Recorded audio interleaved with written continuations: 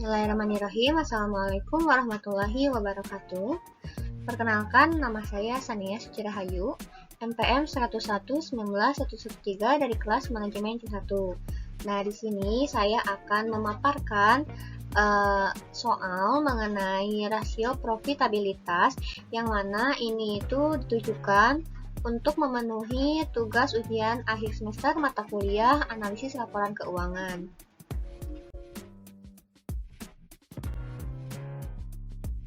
Nah, baik teman-teman, sebelum melangkah lebih jauh ke soal-soal untuk rasio profitabilitas, maka kita harus mengetahui terlebih dahulu, apa sih rasio profitabilitas itu?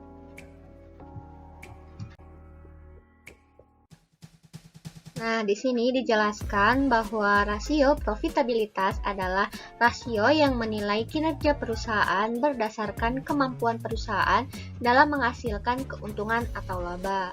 Nah, ada juga pengertian lainnya bahwa rasio profitabilitas merupakan rasio yang digunakan untuk menilai baik buruknya kinerja perusahaan. Jadi, rasio profitabilitas ini tidak jauh dari yang namanya keuntungan. Baik, selanjutnya mengenai tujuan rasio profitabilitas. Di sini ada beberapa poin mengenai tujuannya. Yang pertama yaitu untuk mengukur atau menghitung laba yang diperoleh perusahaan dalam satu periode tertentu. Yang kedua itu untuk menilai posisi laba perusahaan tahun sebelumnya dengan tahun sekarang. Nah, yang ketiga untuk menilai perkembangan laba dari waktu ke waktu.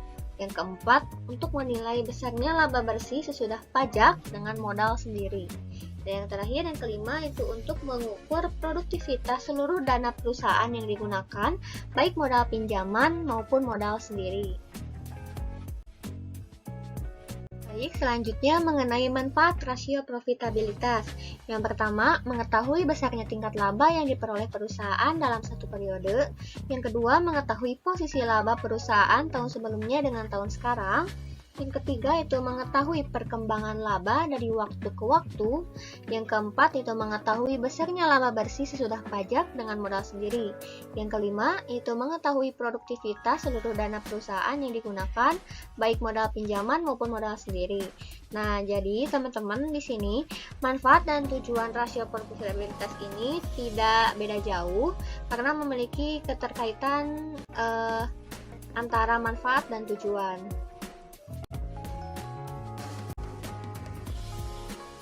Nah, selanjutnya yaitu mengenai jenis-jenis rasio profitabilitas.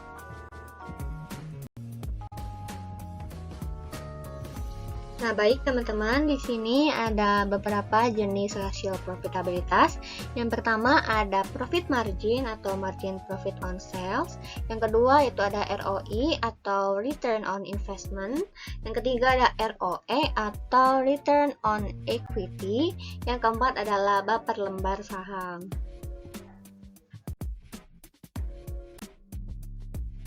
Nah, sekarang kita sudah masuk ke contoh soalnya. Tapi sebelum ke contoh soalnya, di sini dijelaskan juga penjelasan mengenai jenis-jenis rasio profitabilitas yang tadi.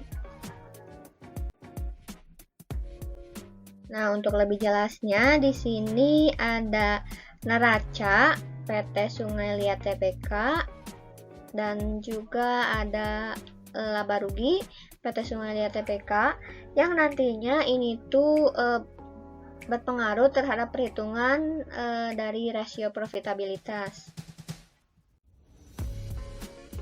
Baik, kita lanjutkan saja. Di sini ada jenis rasio profitabilitas yang pertama yaitu ada profit margin on sales. Nah, pengertiannya, profit margin on sales atau rasio profit margin atau margin laba atas penjualan yaitu rasio untuk mengukur margin laba atas penjualan. Nah, di sini ada juga rumus untuk mencari profit margin. Ada dua, yang pertama ada margin laba kotor atau gross profit margin. Nah, di sini rumusnya yaitu gross profit margin sama dengan penjualan bersih dikurangi HPP atau harga pokok penjualan dibagi sales atau penjualan.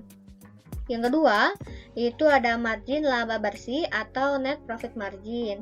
Nah, net profit margin ini rumusnya yaitu earning after interest and tax dibagi sales atau penjualan.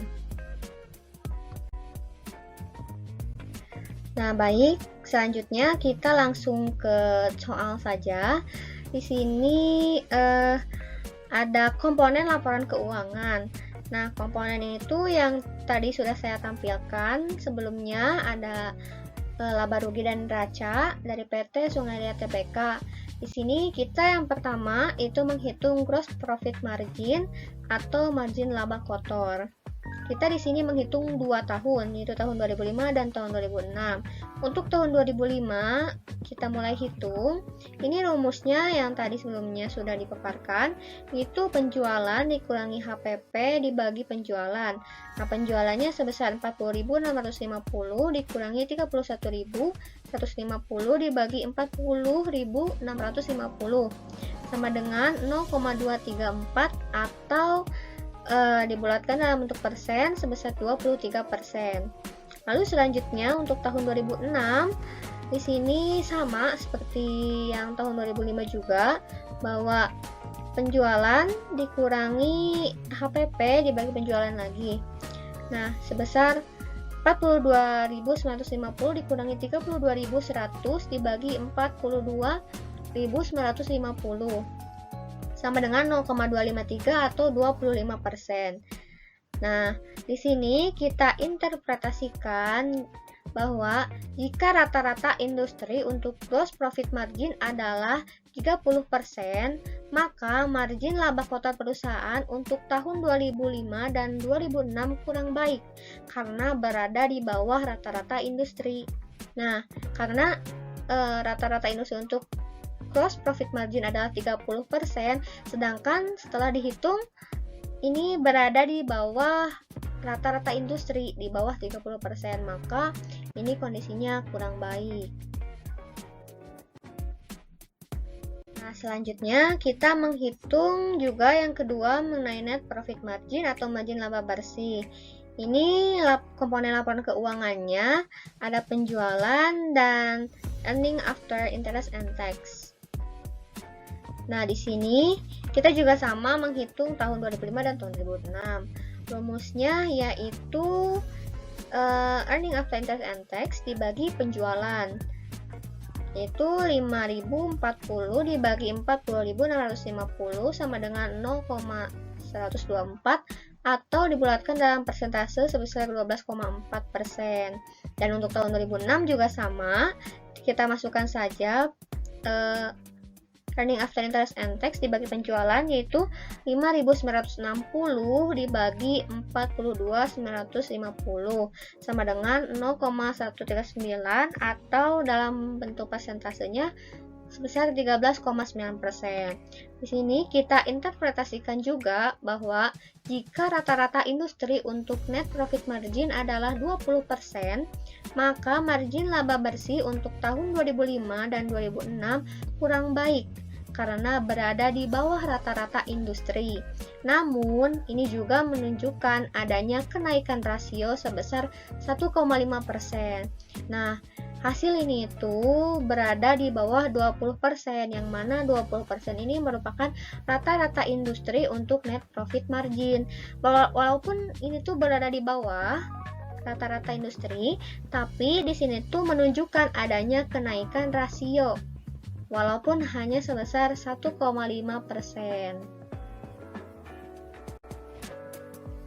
Ya, kita masuk ke perhitungan yang kedua, yaitu ada hasil pengembalian investasi atau return on investment atau ROI. Nah, di sini dikatakan bahwa hasil pengembalian investasi atau return on investment atau ROI merupakan rasio yang menunjukkan hasil atas jumlah aktiva yang digunakan dalam perusahaan, atau juga merupakan suatu ukuran tentang efektivitas manajemen dalam mengelola investasinya. Nah, jadi semakin rendah rasio ini, maka semakin kurang baik. Nah, demikian pula sebaliknya. Nah, di sini ada rumus untuk mencari ROI, yaitu earning after interest and tax dibagi total aktiva. Baik, kita langsung saja ke soal. Di sini seperti biasa ada komponen laporan keuangannya, ada earning after interest and tax, dan juga total aktiva. Seperti biasa kita menghitung 2 tahun, yaitu tahun 2005 dan tahun 2006 untuk membandingkan. Nah, di sini rumusnya earning after interest and tax dibagi total aktiva, yaitu sebesar 5.040 dibagi 33.100 sama dengan 0,152, atau jika dibulatkan dalam persentase yaitu sebesar 15%. Begitu juga dengan tahun 2006. Di sini 5.960 dibagi 35.000 sama dengan 0,170 atau 17%. Nah, kita interpretasikan juga bahwa perhitungan ROI tahun 2005 sebesar 15% dan tahun 2006 naik menjadi 17%. Artinya, pengembalian investasi bertambah sebesar 2% dan ini menunjukkan kemampuan manajemen untuk memperoleh ROI. Namun, jika standar rata-rata industri untuk ROI adalah 30%, maka kondisi perusahaan tahun 2005 dan 2006 kurang baik karena berada di bawah rata-rata. Nah, jadi meskipun ini tuh hasilnya naik dari 15% ke 17%, ini tuh sebenarnya perusahaan tuh mampu dalam peroleh ROI. Namun, kita kan harus kembali ke standar rata-rata industri. Nah, dan standar rata-rata industri untuk ROI ini adalah 30%, maka perusahaan ini dikatakan kondisinya kurang baik karena masih berada di bawah rata-rata.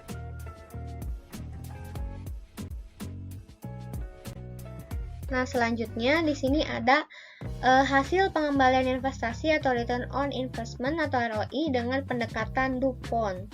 Ini sama ya sebenarnya kayak ROI, cuman beda rumus.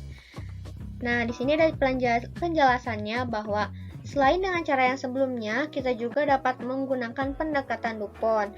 Hasil yang diperoleh antara cara yang tadi dengan pendekatan DuPont adalah sama. Seperti yang tadi sudah saya sampaikan bahwa ini tuh tidak ada bedanya, hanya saja rumusnya yang berbeda, namun hasilnya akan sama. Rumusnya di sini yaitu ROI sama dengan margin laba bersih dikali perputaran total aktiva. Lanjut kita ke soal. Di sini seperti biasa ada komponen laporan keuangan, ada ROI. ROI ini yang tadi sudah kita hitung sebelumnya dengan rumus yang awal, dan ini margin laba bersih. Margin laba bersih itu yang tadi juga kita sudah hitung di awal, yang nomor 2. Nah, lalu ini ada perputaran total aktiva. Untuk mencari perputaran total aktiva, kita perlu membagi penjualan dengan total aktiva. Nah, ini kan penjualannya sebesar 40.650 dibagi 33.100, dan ini juga sama 42.950 dibagi 35.000. Dan ini hasilnya tinggal dibagikan saja. Lanjut kita ke jawaban. Di sini seperti biasa ada tahun 2005 dan tahun 2006. Di sini ROI rumusnya sama dengan margin laba bersih dikali perputaran total aktiva. Nah, margin laba bersih itu yang tadi kita sudah hitung yaitu sebesar 12,4% dikali 1,228, yaitu hasil dari perputaran total aktiva tahun 2005 ini. Dan hasilnya itu 0,152 atau dibulatkan dalam persentase yaitu 15%. Lalu untuk tahun 2006 juga sama, tinggal kita kalikan saja. Margin laba bersihnya ada 13,9% dikali 1,227. Dari sini, dari perputaran total aktiva, maka kita hasilkan sama dengan 0,170 atau 17%. Ini membuktikan bahwa meskipun dengan menggunakan cara ini, tapi jawabannya tetap sama dengan cara yang sebelumnya. Baik, yang ketiga yaitu ada hasil pengembalian ekuitas atau return on equity atau ROE. Di sini dijelaskan bahwa hasil pengembalian ekuitas atau return on equity atau ROE merupakan rasio untuk mengukur laba bersih sesudah pajak dengan modal sendiri. Dan rasio ini juga menunjukkan efisiensi penggunaan modal sendiri. Nah, bedanya yang tadi ROI itu menunjukkan efektivitas dan sedangkan yang ROI ini menunjukkan efisiensi.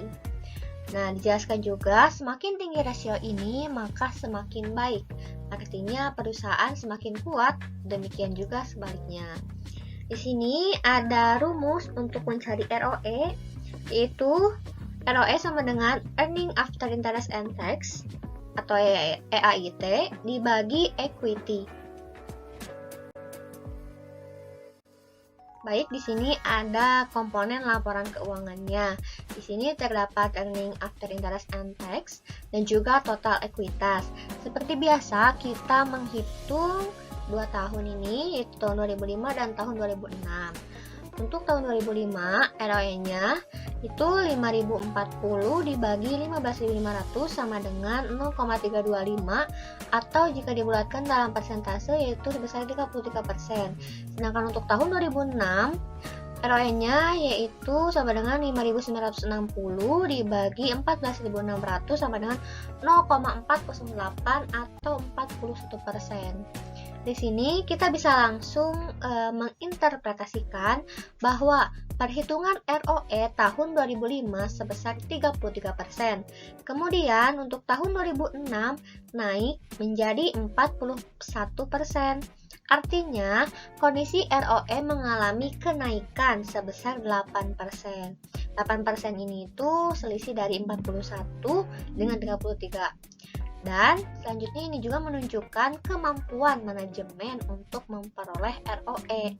Nah, namun jika standar rata-rata industri untuk ROE adalah 40%, berarti kondisi perusahaan untuk tahun 2006 kurang baik karena masih di bawah rata-rata. Sedangkan di tahun 2006 kondisinya sudah cukup baik karena berada di atas rata-rata. Nah, standar rata-rata industri ROE ini ada 40%, sedangkan untuk tahun 2005 ada 33%. Nah, ini tuh masih di bawah. Dan untuk 2006 41%. Ini tuh sebenarnya meningkat. Hanya saja untuk tahun 2005 ini masih kurang baik dan untungnya naik menjadi 41% dan ini sudah di atas rata-rata industri. Selanjutnya di sini ada hasil pengembalian ekuitas atau return on equity atau ROE dengan pendekatan DuPont. Seperti halnya yang tadi ROE juga bisa dihitung dengan menggunakan pendekatan DuPont. Jadi selain dengan cara yang sebelumnya, kita juga dapat menggunakan pendekatan DuPont. Hasil yang diperoleh antara cara yang tadi dengan pendekatan DuPont adalah sama. Hanya saja di sini rumusnya berbeda dengan ROE. Tapi beda sedikit. Nah, ROE ini rumusnya margin laba bersih dikali perputaran total aktiva dikali pengganda ekuitas. Yang tadi ROE itu gak ada pengganda ekuitas, sedangkan di sini ada pengganda ekuitas. Nah, selanjutnya kita langsung ke soal. Ini seperti biasa ada laporan keuangan. Komponennya terdiri dari ROE. Ini ROE yang sudah kita hitung dengan rumus yang awal tadi. Ini nanti kita samakan dengan rumus yang DuPont. Nah, margin laba bersih yang tadi sudah saya jelaskan juga. Perputaran total aktiva juga yang tadi masih sama. Dan di sini pengganda ekuitas. Nah, untuk mencari pengganda ekuitas, kita hanya membagikan total aktiva dengan ekuitas. Nah, ini dan ini hasilnya. Kita langsung saja ke penyelesaiannya. Di sini tahun 2005 ROE-nya rumusnya itu tinggal margin laba bersih dikali perputaran total aktiva dikali pengganda ekuitas. Itu 12,4% dikali 1,228 dikali 2,136 sama dengan 0,325 atau 33% jika dibulatkan dalam persentase. Selanjutnya tahun 2006 ini juga sama seperti yang tadi, tinggal kita kalikan 13,9% dikali 1,227 dikali 2,397 sama dengan 0,408 atau jika dibulatkan dalam persentase yaitu sebesar 41%. Nah, ini hasil ini apakah sudah sama dengan yang ini? Dan setelah dilihat, maka jawabannya sudah sama. Jadi, mau memakai cara yang awal atau cara yang menggunakan pendekatan DuPont itu sama saja. Hanya saja beda cara penyelesaiannya. Nah, selanjutnya kita menuju ke jenis rasio profitabilitas yang akhir, yang keempat, yaitu ada laba per lembar saham biasa atau earning per share of common stock. Di sini dijelaskan bahwa rasio laba per lembar saham atau disebut juga rasio nilai buku merupakan rasio untuk mengukur keberhasilan manajemen dalam mencapai keuntungan bagi pemegang saham. Nah, rasio yang rendah berarti manajemen belum berhasil untuk memuaskan pemegang saham. Dan sebaliknya, dengan rasio yang tinggi, maka kesejahteraan pemegang saham meningkat. Jadi, itu rendah tingginya itu sangat berpengaruh terhadap pemegang saham.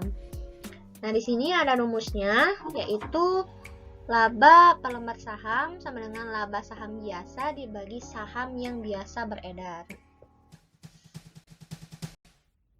Nah, di sini ada soalnya, ada penyelesaiannya. Dari komponen laporan keuangannya ada keuntungan dan jumlah saham biasa yang beredar. Di sini sudah ada, tinggal kita masukkan saja ke rumus yang tadi sudah disebutkan, bahwa untuk yang tahun 2005 kita tinggal bagikan saja keuntungan dibagi jumlah saham biasa yang beredar, yaitu 5.040.000 dibagi 10.000 sama dengan Rp504, dan untuk tahun 2006 yaitu 5.960.000 dibagi 10.000 sama dengan Rp596.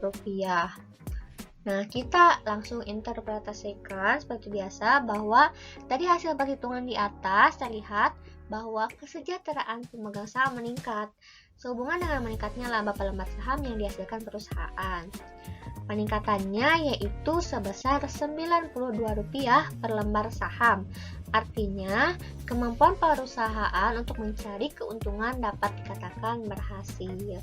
Jadi, ini tuh dari tahun 2005 sampai 2006 itu meningkat, jadi dapat dikatakan berhasil.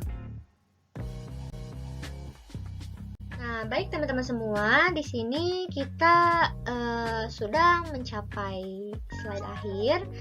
Di sini ada kesimpulan dari semua materi mengenai rasio profitabilitas, yaitu hasil pengukuran tadi dapat dijadikan alat evaluasi kinerja manajemen selama ini, apakah mereka telah bekerja secara efektif atau tidak, dan jika berhasil mencapai target yang telah ditentukan, maka mereka dikatakan telah berhasil mencapai target untuk periode atau beberapa periode.